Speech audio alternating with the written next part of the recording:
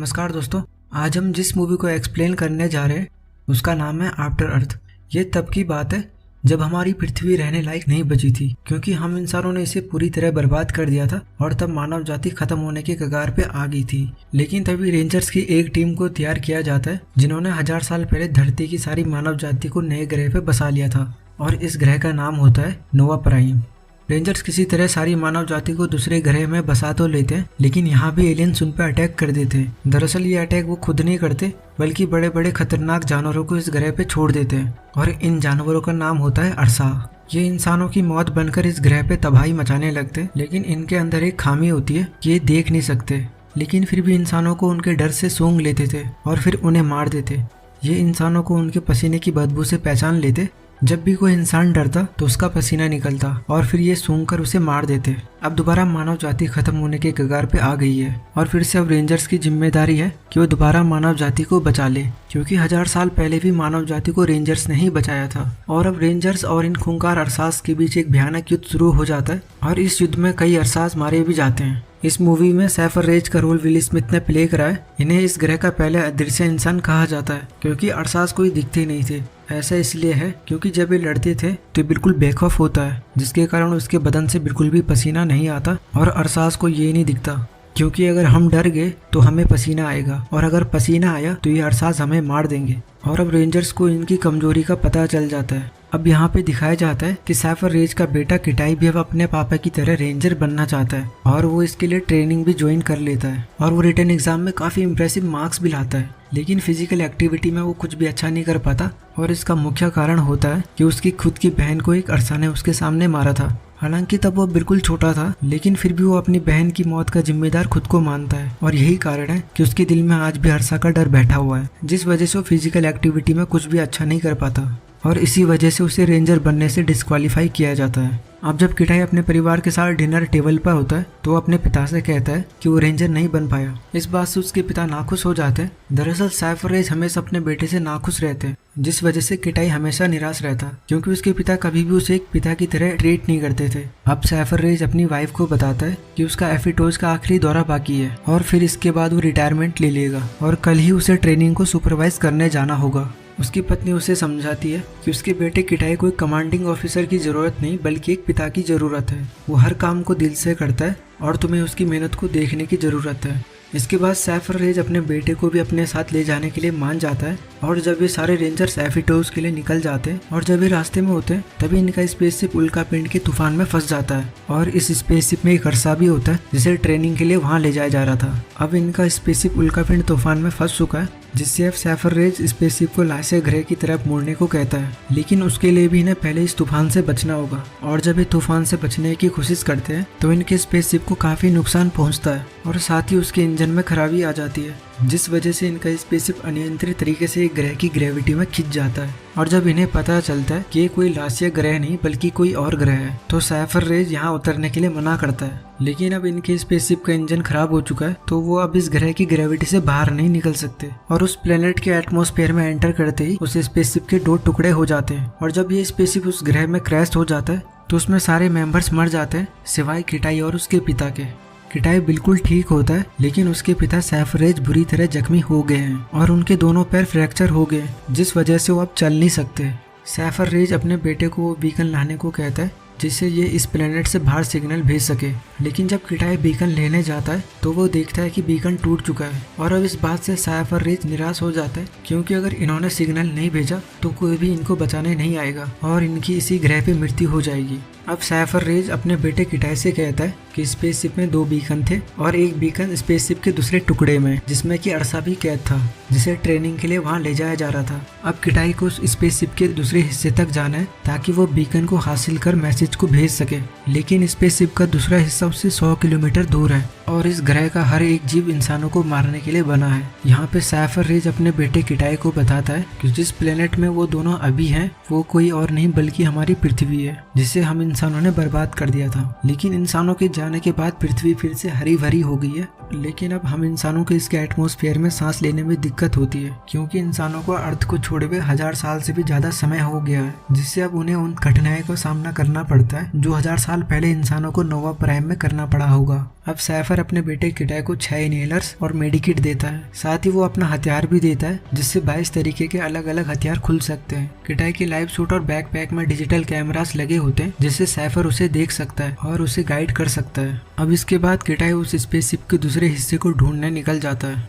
अब जब वह रास्ते में होता है तो उसके पिता सैफर उसे बताता है कि उसकी तरफ कुछ आ रहा है और वो उस तक पहुंचने ही वाली है। इस बात से किटाई डर जाता है और वो देखता है कि उसके ठीक ऊपर एक बंदर होता है और सैफर के ना कहने के बावजूद किटाई उस पर पत्थर मार देता है। इसके बाद वो बंदर अपने साथी बंदरों को भी बुला लेता है। अब किटाई के पास कोई चारा ना होने पर किटाई दौड़ने लगता है और सारे बंदर उसका पीछा करने लगते हैं, लेकिन किटाई किसी तरह से उनसे बच नदी पार कर लेता है। लेकिन अब भी वह दौड़ना जारी रखता है। सैफर उसे कहता भी है कि अब उन्होंने पीछा करना छोड़ दिया है, लेकिन किटाई इस घटना से इतना डर जाता है कि उसके कदम थमने का नाम ही नहीं लेते और सैफर के डांटने के बाद वो फाइनली रुक जाता है। तभी सैफर उसे बताता है कि उसके खून में तेजी से बदलाव हो रहा है और किटाई भी कहता है कि उसे चक्कर आ रहे हैं। सैफर उसे कहता है कि अपनी बॉडी का निरीक्षण करो, तो किटाई देखता है कि उसके हाथ में एक कीड़ा होता है और इसी कीड़े के काटने से किटाई को चक्कर आ रहे होते हैं। किटाई उस कीड़े को जल्दी से हटाता है, लेकिन अब इस कीड़े का जहर किटाई के शरीर में फैल चुका है जिससे किटाई को दिखना भी बंद हो जाता है। साथ ही उसकी आधी बॉडी भी पैरालाइज हो जाती है। अब सैफर उसे कहता है कि अपने मेडिकेट से पॉइजन का एंटीडोट इंजेक्शन अपने हार्ट पे लगाओ, लेकिन किटाई के हाथ सुन्न हो गए। वो कहता है कि उससे इंजेक्शन नहीं लग रहा, लेकिन सैफर उसे कहता है कि इंजेक्शन को दिल पे लगा के नीचे जमीन पर गिर जाओ जिससे कि इंजेक्शन उसके दिल पे लग जाए और किटाई यही करता है। अब किटाई कुछ समय के लिए बेहोश हो जाता है। इसी बीच सैफर रेज को दिखाया जाता है जिनके दोनों पैर टूट चुके हैं और वो दर्द से करा रहा होता है। वो दर्द से बचने के लिए पेन किलर्स लेना चाह रहा है, लेकिन वो ले नहीं सकता क्योंकि अगर उसने पेन किलर्स लिए तो उसे नींद आ जाएगी और फिर उसके बेटे को गाइड करने वाला कोई नहीं होगा, इसलिए वो पेन किलर्स वापस रख देता है। अब कुछ समय बाद किटाई फिर ठीक हो जाता है। अब किटाई को आगे की यात्रा जारी रखने के लिए अब सैफर उसे एक इनहेलर लेने को कहता है और जब किटाई मेडिकेट खोलता है तो वो देखता है कि 2 इनहेलर टूट चुके हैं और वो बाकी बचे 3 में से एक इनहेलर ले लेता है। और जब सैफर उसे पूछता है कि अब कितने इनहेलर बाकी बचे तो वो अपने पिता से झूठ बोल देता है कि अभी 4 इनहेलर बाकी है। लेकिन जब वो झूठ बोलता है तो उसकी हार्ट बीट बढ़ जाती है जिससे सैफर को उस पर शक हो जाता है, लेकिन फिर भी वो आगे की यात्रा जारी रखता है। कुछ आगे जाने के बाद उसे एक बहुत बड़ा झरना दिखता है। अब सैफर उसे बोलता है कि अपना मेडिकेट दिखाओ